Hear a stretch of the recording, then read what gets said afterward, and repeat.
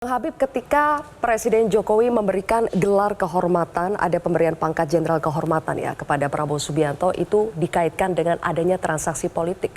Bahwa ini adalah salah satu cara Pak Jokowi untuk lebih memperkuat positioningnya di Pak Prabowo, sehingga Pak Prabowo lebih berhutang budi nanti ya kepada Presiden Jokowi, sehingga nantinya tidak bisa lepas dari cawe-cawe Jokowi. Bagaimana Bang Habib? Jadi pertama, kalau soal gelar kenaikan pangkat tersebut, itu domainnya Panglima TNI ya untuk menjelaskan.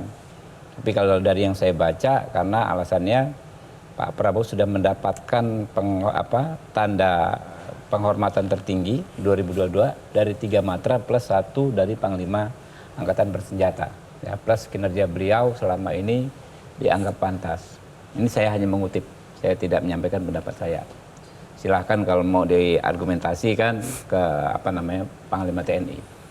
Yang kedua ya, soal transaksi politik, saya bingung kok orang-orang di luar bilang transaksi politik, padahal kan ini kan hubungan baik Pak Jokowi dengan Pak Prabowo ini kan memang chemistry, ya kan. Saya bingung, misalnya saya ada hubungan baik dengan Pak Erwin ya, kita berteman dan lain sebagainya.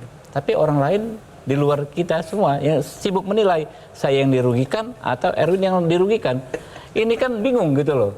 Padahal ini kedua belah pihak dengan kesukarelaan, ya kan, dengan satu frekuensi yang sama, itu gagasan-gagasan besar kebangsaan gitu loh.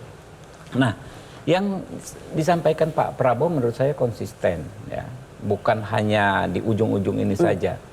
Soal bagaimana melibatkan sebanyak mungkin elemen bangsa dalam mengelola bangsa ini, karena bangsa kita adalah bangsa yang besar. Kalau Zilvia lihat ya, bahkan sejak sebelum kampanye ya, waktu itu ada acara di Istora yang Pak Gibran itu dorong gerobak susu itu ya kan ya.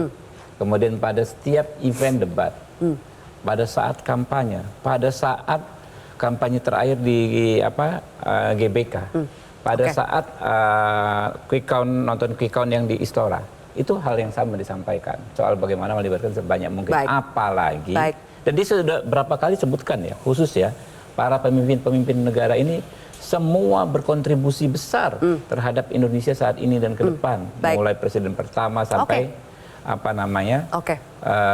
ke Pak Jokowi. Itulah kenapa ya menurut saya, kalau sampai Pak Prabowo terus akan meminta pendapat Pak Jokowi ya ketika beliau memegang kekuasaan, itu Pak Prabowo sendiri tidak dirugikan, negara tidak dirugikan. Negara tidak dirugikan. Oh, tentu dong, tentu dong.